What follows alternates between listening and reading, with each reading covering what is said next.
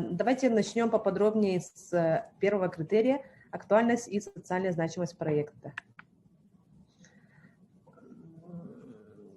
Вопросы для проверки. Можете посмотреть вебинар от 11 сентября Фонда президентских грантов. Там очень подробно все расписано, и они очень подробно рассказали именно, как себя проверить по вот этим критериям и свой проект. Необходимо обратить внимание на то, что предложены ли в заявке собственные формулировки целевых групп. То есть мы же выбираем в заявке там, например, дети от 14 лет до 18, да, например, или молодежь. Нужно стараться конкретно прописать свою целевую аудиторию, например, с их особенностями. Дети с инвалидностью, именно, например, центральной, как сказать, ну, именно какая характеристику основную. Или, например, люди пожилого возраста, конкретно от 70 до 80 лет, одиноко проживающие, например, да, в каком-то селе, и стараться вот целевые группы прописать конкретнее и описание сделать более подробным. Описаны ли проблемы целевых групп на всей выбранной территории реализации проекта? Если мы реализуем проект, например, в каком-нибудь улусе и в каком-то селе, нужно тоже конкретно прописать характеристику вот этой целевой группы в этом селе. Например, какие у них трудности есть и какие проблемы. Описано ли, почему проблема не решается имеющимися на территории ресурсами. То есть, например, занятость детей, да, дошкольного возраста или школьного возраста у нас стоит как проблема очень слабая, да, и из-за чего вот эта проблема существует, и почему вот, например, школа, да, средняя школа не может решить вот эту проблему своими силами. Например, у них не хватает там материально-технической базы, или, например, нету площадки на улице специально обустроенной под детей, да, и так далее. И нужно проверить, приводятся ли в обосновании социальной значимости конкретные количественные показатели, подтверждающие наличие проблемы у выбранной целевой группы и ее значимость. То есть надо конкретно обосновать количественные показатели существующие проблемы именно на вот этой территории и у целевой группы, которую мы выбрали. И можно тогда добавить, имеются ли подтверждения актуальности проблемы в виде результатов сторонних исследований целевой группы, также статистики, писем поддержки, отзывов благополучателей и так далее. Если мы посмотрим методичку, да, Фонда президентских грантов, она есть в свободном доступе на их сайте, можете скачать и посмотреть. Например, максимальный балл за актуальность, да, ставится тогда, когда убедительно доказаны проблемы, на решение которых направлен проект, детально раскрыты их описание, аргументированно и подкреплено конкретными количественными и качественными показателями. Проект направлен в полной мере на решение именно тех проблем, которые обозначены как значимые. Имеется подтверждение актуальности проблемы представителями целевой аудитории, потенциальными благополучателями и партнерами.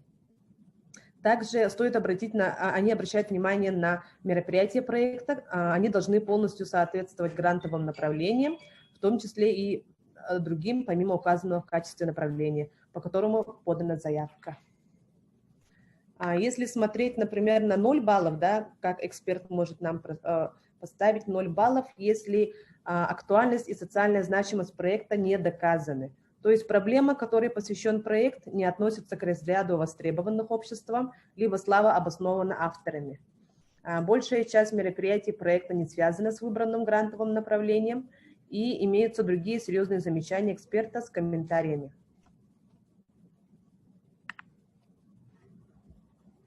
Также можно себя проверить, описаны ли конкретные улучшения, которые наступят из выбранных целевых групп благодаря реализации всех пунктов календарного плана. То есть результат мероприятия должен наступить для именно вот этой целевой группы. Надо проверить вот связь мероприятий с конкретной целевой группой? И связана ли большая часть пунктов календарного плана с выбранным грантовым направлением?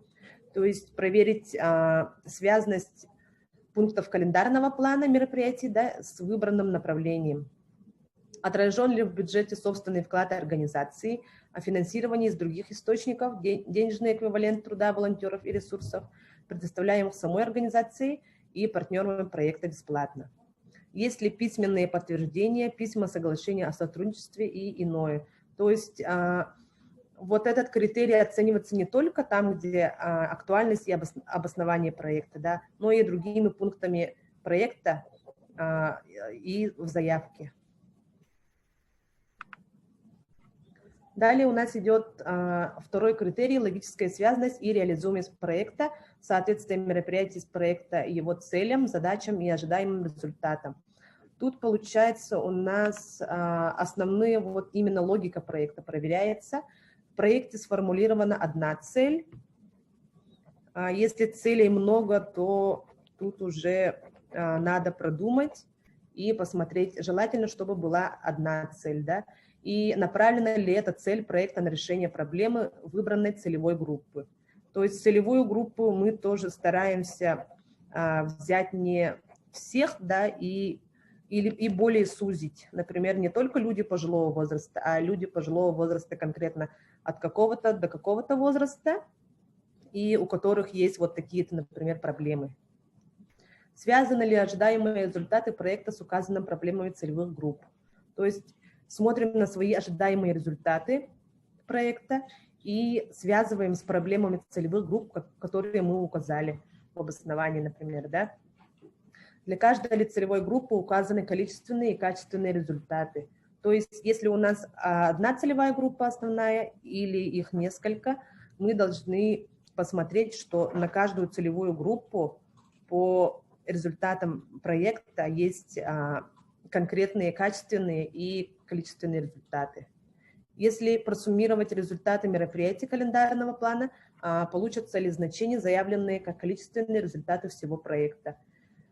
То есть берем календарный план и там смотрим, ожидаемые результаты есть, и количественные результаты должны в сумме выйти вот как раз на заявленные результаты целевой группы, охват, да, общий. Также стоит обратить внимание, все ли задачи будут решены и будет ли достигнута цель. Если задачи, которые напрямую логически не связаны с целью проекта, то есть вот это как раз логика проекта обратная и прямая. Да? Для каждой задачи в календарном плане предусмотрены 2 или более мероприятий. То есть на каждую задачу должно быть не меньше 2 мероприятий, может быть хоть 10 мероприятий, но главное, чтобы вот эта задача, которую вы поставили в проекте, она должна быть исполнена. Понятно ли из описания мероприятий, зачем, для кого они проводятся и что будет происходить? То есть в календарном плане надо прописать более подробно описание мероприятий, да? Если, например, планируется какой-то ремонт, то есть все закупаемые материалы нужно все прописать, стоимость, активные ссылки, откуда вот эта ценовая, как сказать, стоимость того или иного материала взята и так далее. Отражает ли календарный план последовательность реализации проекта? То есть тут надо обратить внимание на дату реализации проекта, с какого по какое, и по этапам, да, и последовательность реализации проекта. Обеспечивает ли мероприятие календарного плана решение всех поставленных задач проекта?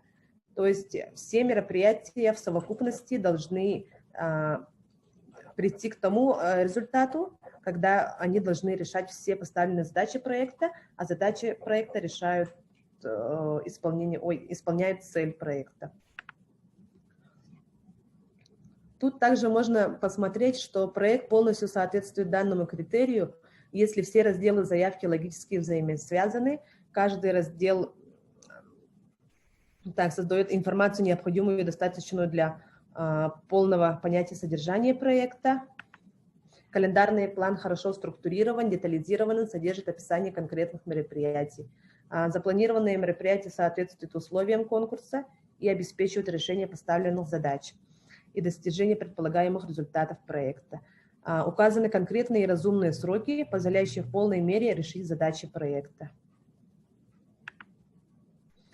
И 0 баллов по данному критерию означает, что проект проработан на низком уровне, имеется несоответствие мероприятий проекта, его целям и задачам, противоречие между планируемой деятельностью и ожидаемыми результатами, существенные ошибки в постановке целей, задач, описании мероприятий. То есть тут, получается, 0 баллов можно получить только если у вас логика проекта составлена вообще неправильно, да?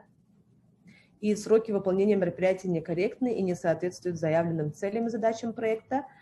Из-за непродуманности создают значительные риски реализации проекта. И имеются другие серьезные замечания эксперта. Да, инновационность и уникальность проекта. Вот этот критерий, он предусматривает, как сказать, ну, инновационность и уникальность проекта, почему-то все думают, что это какие-то вот технологии, именно связанные там с инновационными технологиями, да, но они предусматривают фонд президентских грантов под инновационностью и уникальностью проекта, имеет в виду то, что вот, например, вы написали проект, и он может быть уникален именно для вот этой вашей местности, например, в каком-то районе или в вашем селе. И вот эта технология, которую вы собираетесь проект делать, она используется у вас, например, впервые. И инновационность предусматривает ли проект использование инновационных решений, то есть это может быть именно новой вашей какой-то территории, да, и технологии, методик. Описано ли в заявке, как применение предлагаемых новых подходов к решению проблемы влияет на эффективность и результативность работы. То есть надо будет описать, что именно вот этот подход влияет на эффективность и результативность работы, например, повышает. Описано ли в заявке, в чем конкретно состоит инновационность или уникальность проекта. Тут как раз можете написать, что никто до вас не делал такой проект, да, на вашей территории, и это будет тоже инновационность и уникальность проекта. Проект является инновационным и уникальным. Проект преимущественно направлен на внедрение новых или значительно улучшенных практик, методов деятельности организации или ее партнеров, что позволит существенно качественно улучшить такую деятельность. Ну, 0 баллов можно получить и тогда, когда проект, по сути, является продолжением уже осуществляемой ранее деятельности организации, то есть продолжение традиционной, да, то, что вы и так до этого делаете, и на вот это вы просите, например, деньги, да, средства гранта, то тогда это не считается инновационным проектом. Практики и методики, указанные в заявке, не рекомендуются к применению, а на наличие данного обстоятельства необходимо указать в комментарии. Ну, это получается, эксперт должен указать то, что вот эта практика или методика не рекомендуется к применению именно в этом случае. Соотношение планируемых расходов на реализацию проекта и его ожидаемых результатов. Адекватность, измеримость и достижимость таких результатов. Вот этот критерий подразумевает, связаны ли вот результаты проекта с указанными проблемами целевых групп. Предложены ли в заявке собственные формулировки количественных показателей результатов. Возможно ли достичь указанных количественных и качественных результатов за период реализации проекта. То есть тут именно должны прописать такие качественные и количественные результаты, которые достижимы и которые реальны. Например, большинство может указать то, что ну, социально-культурные какие-то мероприятия для людей пожилого возраста, да, для старшего поколения. Они увеличат, например, продолжительность жизни и качество жизни. То есть вот этот вот эти результаты мы не можем измерить, нам очень будет трудно, например, их доказать. И как раз вот можете спросить у себя вопрос, да, возможно ли достичь указанных количественных и качественных результатов за период реализации проекта, ну, грубо говоря, за 1 год. Тут надо указывать именно, сколько людей из целевой группы, например, обучено чему-то, что-то для них проведено, не количество мероприятий, а что они именно получили в результате вот этих мероприятий. Могут ли запланированные результаты быть достигнуты при меньших затратах? То есть эксперт тоже смотрит и может оценить, вот, например, ваш проект, да, и его соотношение вот как раз расходов проекта и ожидаемых результатов. То есть за меньшие деньги, например, да, средства бюджета, можно ли вот эти же мероприятия, например, какая-то другая организация или, может, уже делает, да, и оценивать как раз вот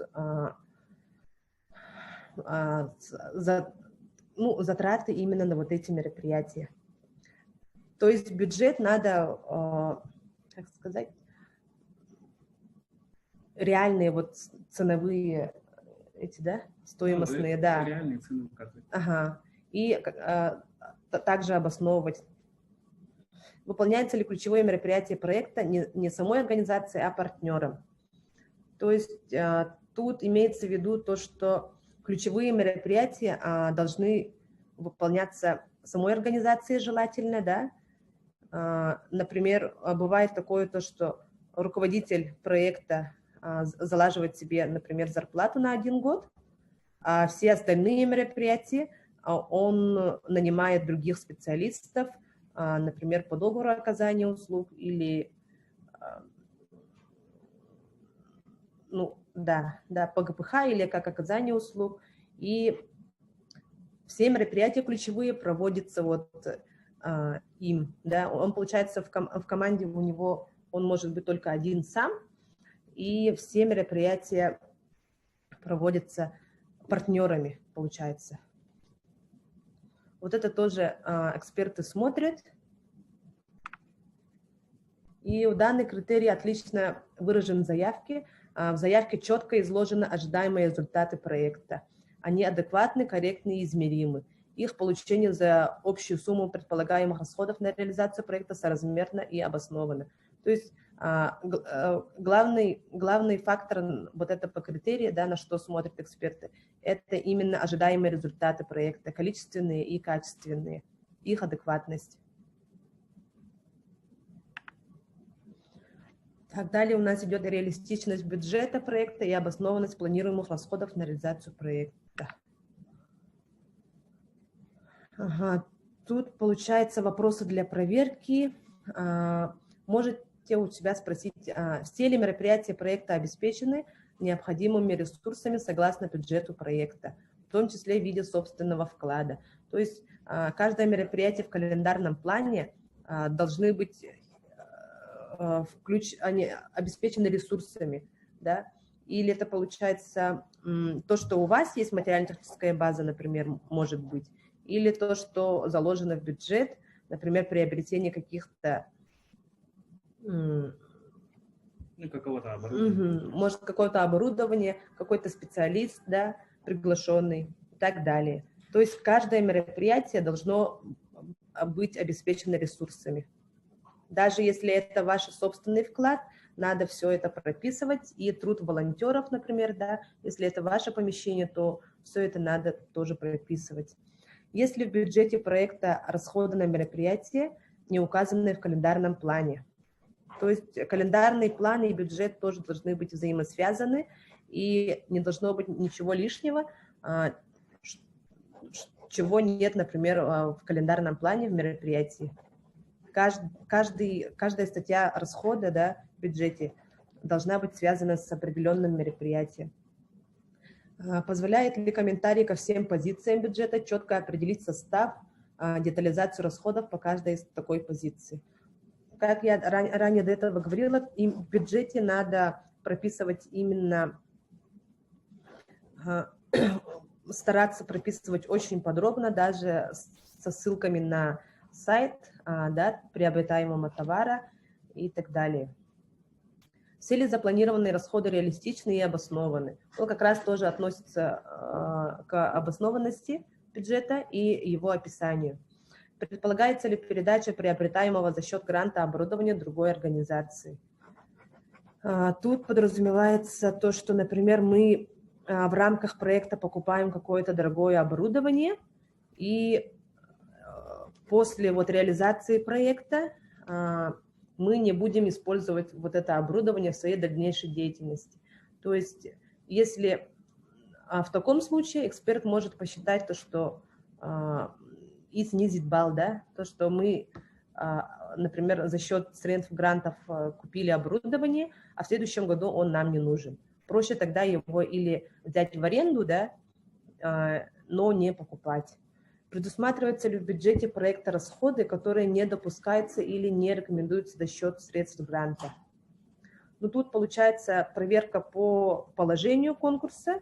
По положению конкурса там есть ряд ограничений, где не допускаются и не рекомендуются за счет средств гранта, на какие расходы.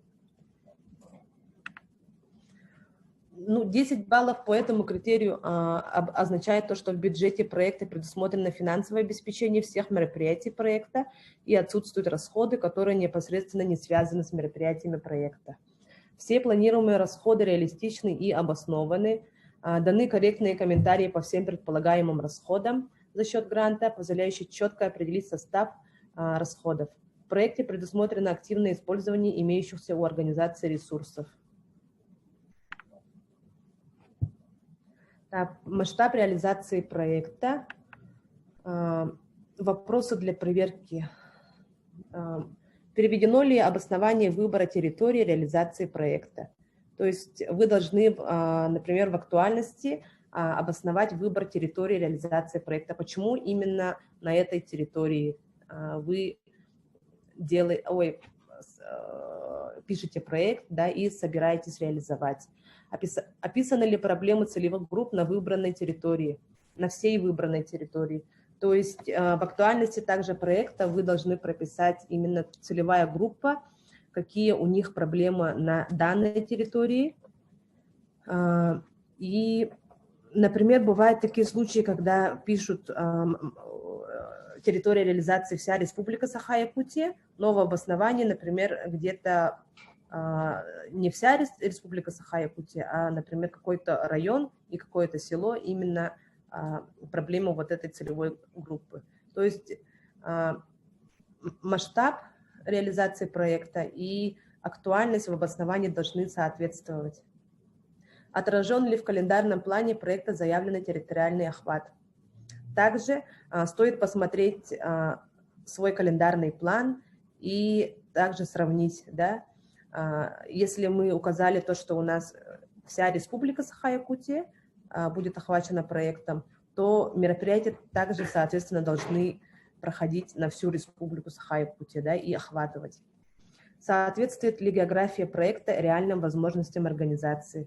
То есть каждый эксперт тоже смотрит, например, на сайте, на партнеры, да, и вообще опыт организации и оценивает, сможет ли вот эта организация, да, реализовать вот этот проект масштабный, относительно вот масштаба проекта и опыта организации.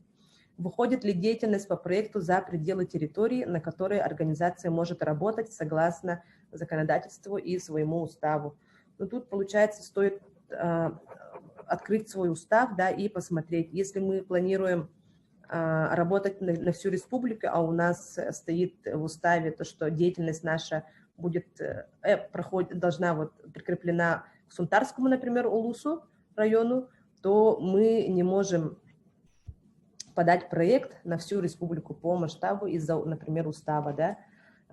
Конкретно ли определена география проекта, приведены ли наименования субъектов Российской Федерации или муниципальных образований. То есть стоит конкретно писать именно на какой территории, в каком селе, возможно, даже в каком районе, да, города Якутска все это будет происходить, реализация нашего проекта. Есть ли письменные подтверждения письма соглашения о сотрудничестве и иное от каждого из заявленных партнеров? То есть стоит еще раз перепроверить, кого вы прописали в партнеры, да, получается, в заявке, и имеется ли от них всех письма поддержки именно вот этого проекта, и стоит там прописывать, какая от них поддержка будет конкретно. Например, если материальное, то в виде чего, если финансовое, то сколько, да, и если информационное, обучающее, то тоже надо все это прописывать, чтобы эксперт понял то, что именно вот на этот проект подтверждение партнеров есть. Ну и по критериям 10 баллов ставится, если заявленный территориальный охват проекта оправдан, использует реальные возможности организации, адекватен тем проблемам, на решение которых направлен проект. В проекте предусмотрена деятельность в пределах территории его реализации, самостоятельно или с активным вовлечением партнеров. 0 балл ставится, если проект по данному критерию проработан плохо. Это означает, заявленная территория реализации проекта не подтверждается содержанием заявки. Да? Это в основном именно в обосновании актуальности проекта. Не доказано взаимодействие с территориями, обозначенными в заявке. То есть, если мы заявили, что мы будем работать в 2 районах, то обязательно нужно обоснование, то, что вот эти, например, на уровне муниципалитета, они поддерживают наш проект. И как мы будем с ними взаимодействовать, и какие отношения, в каком виде у нас будет происходить партнерство. И имеются другие серьезные замечания эксперта с комментарием. Может быть то, что вот другие замечания могут быть у экспертов. Так, 7-й критерий у нас собственный вклад организации и дополнительные ресурсы, привлекаемые на реализацию проекта, перспективы его дальнейшего развития. Это получается у нас, по-моему, пункт 13-14, да, заявки.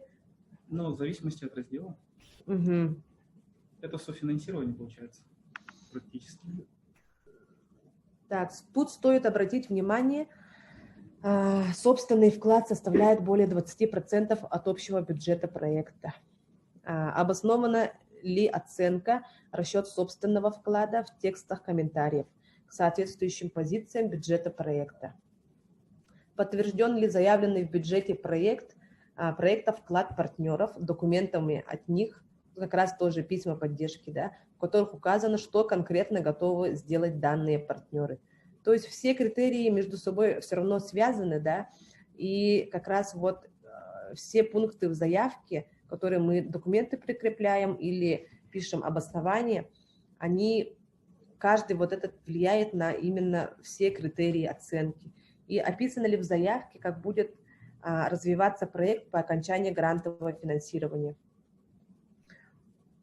Стоит обратить внимание на пункт вот этот, когда мы вот заполняем заявку, и попытаться написать более вот реальную, как сказать,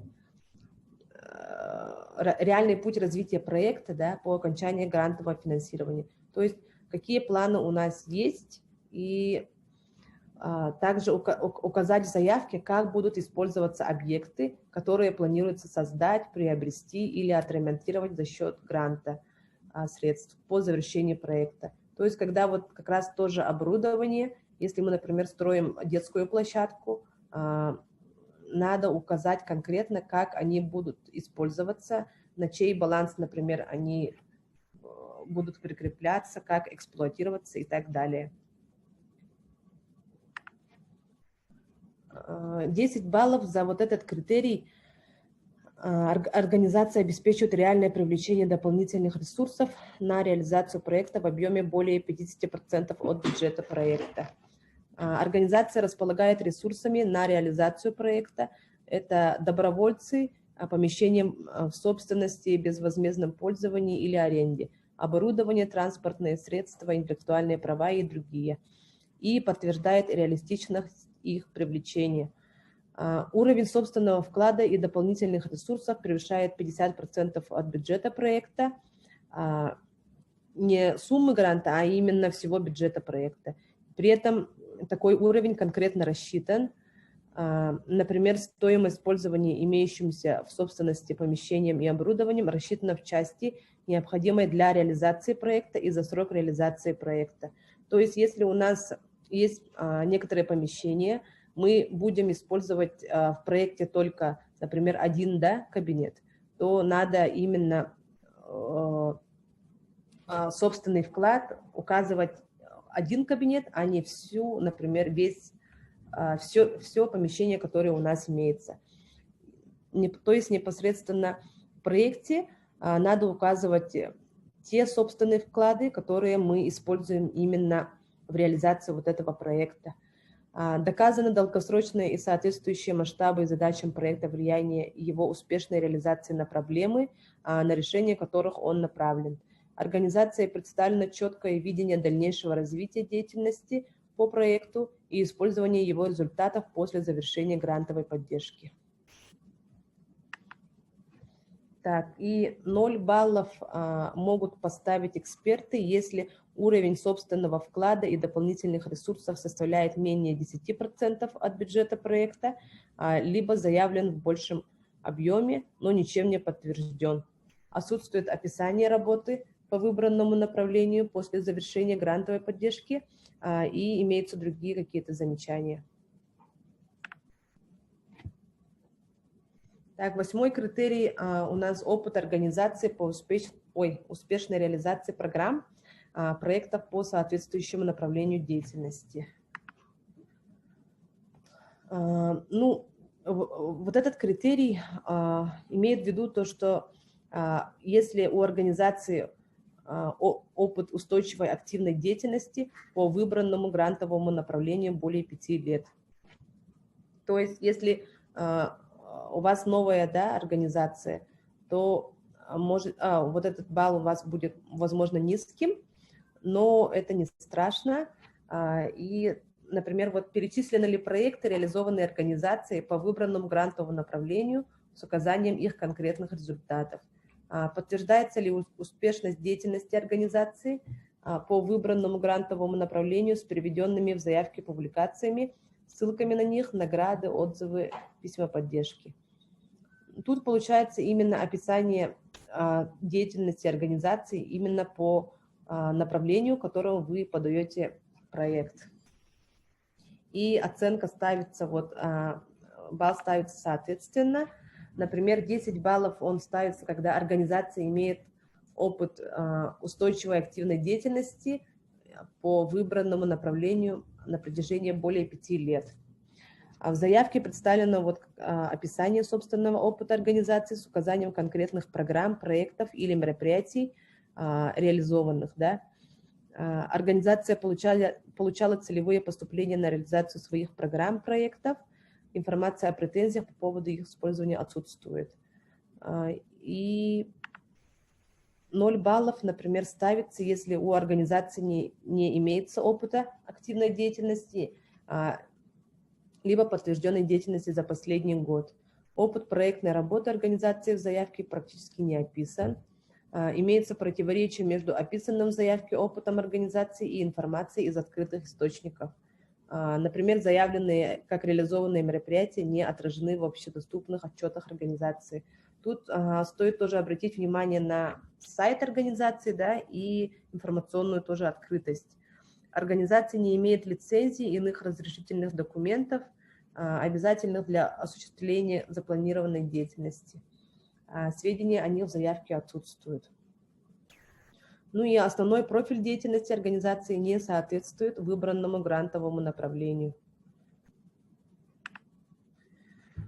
Так, 9-й критерий – соответствие опыта и компетенций команды проекта планируемой деятельности.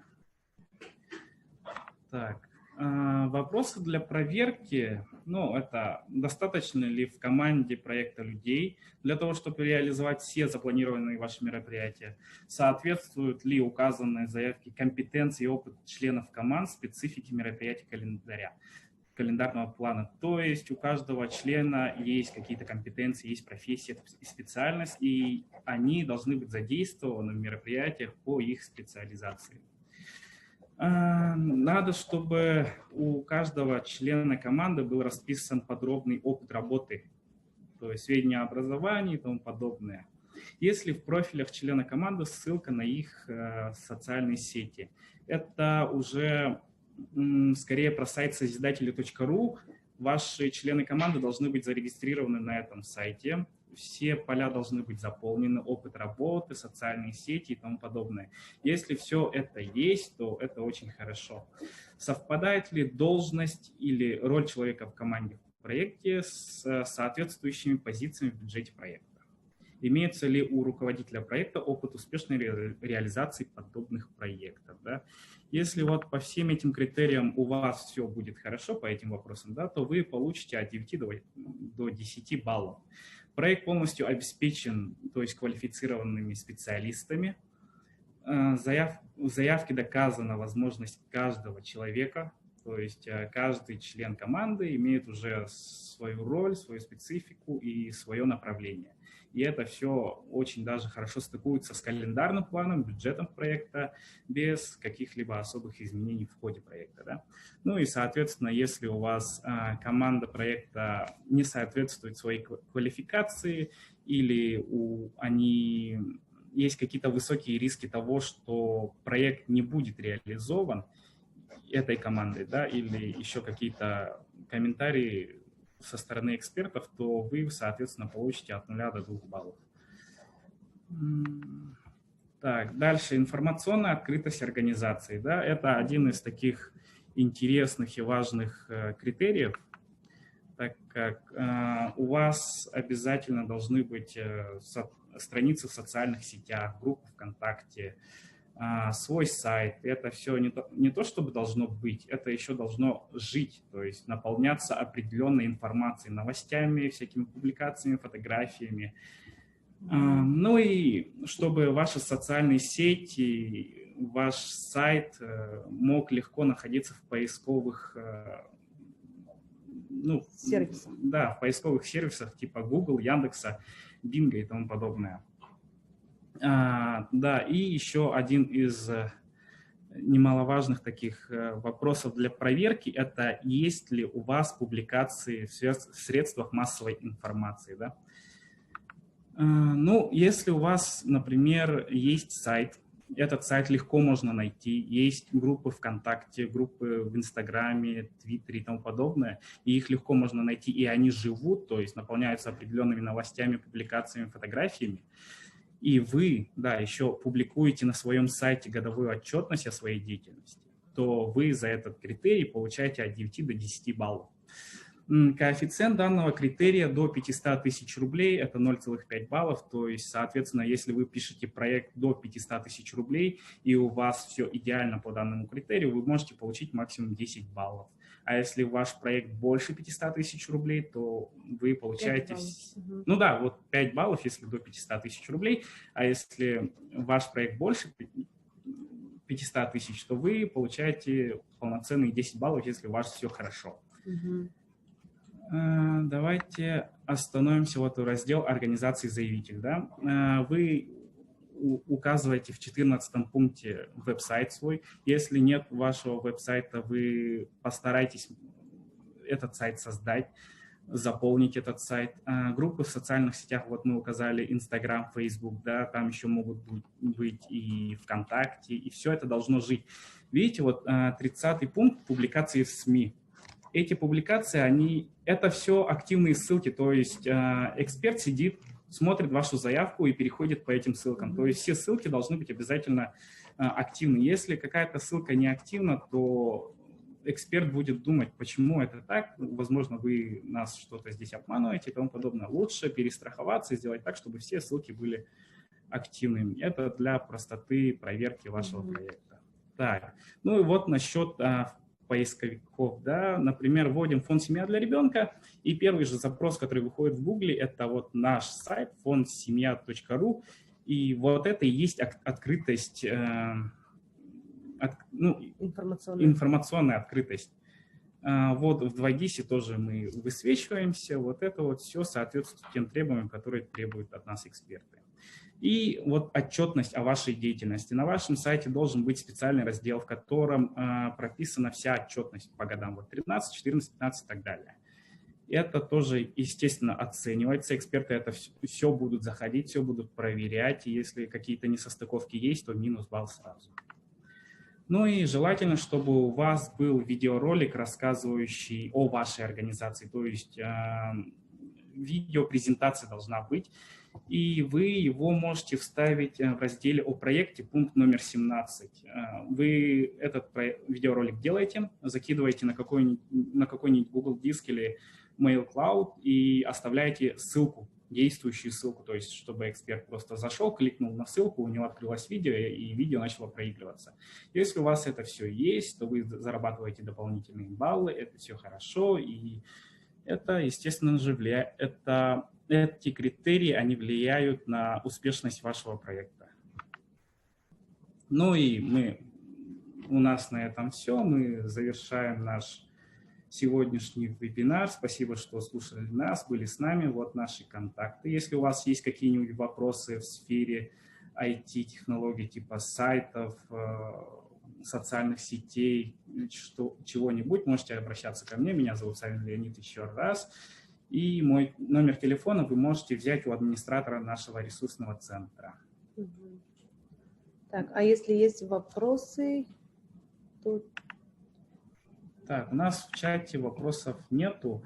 Еще раз повторяем то, что видео будет доступно на нашем YouTube-канале. Подписывайтесь.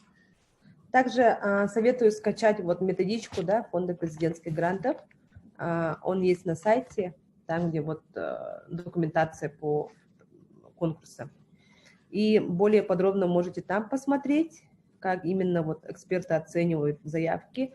Также советую посмотреть вот онлайн обучающие вебинары от Фонда президентских грантов, да, которые последние вот именно по критериям оценки, там у них эфир от 11 сентября висит уже. И там очень подробно все рассказывают именно на живых примерах, да, на проектах, которые были поданы. И можете там, если посмотреть, то типичные, например, ошибки, да, и замечания экспертов будет очень даже полезно. Так, вопросов? Ну, вопросов нет, так что будем закругляться. Всем спасибо, что вы были с нами еще раз. Всем до свидания, до следующего нашего эфира. Всем пока.